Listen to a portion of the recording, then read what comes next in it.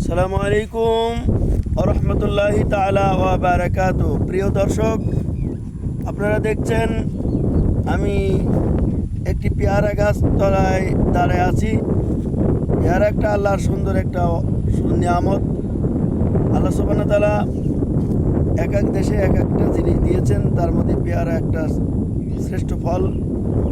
এক পেয়ারা সমান 2 আপেল।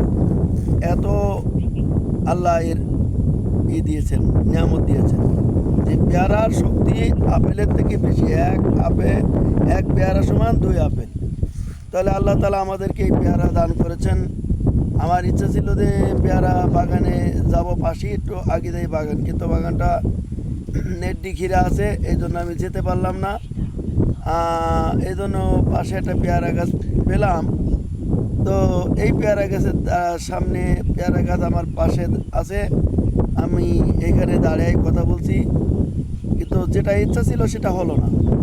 পেয়ারা গাছ খুব সুন্দর একটা ফল, সুস্বাদু ফল। এই পেয়ারা খেতেও খুব সুন্দর লাগে। এই বাগানের ফল আমরা খেয়েছি।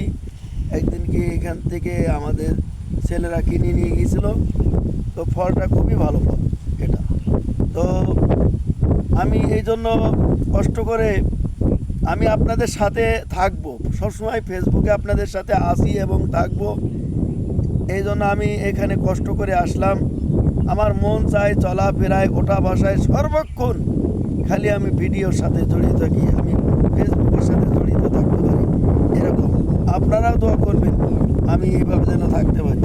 আর এই পেয়ারা গাছ এটা ভালো ফল।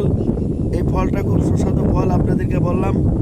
এটা আপনাদের কাছে কেমন লাগে আর আমার কথা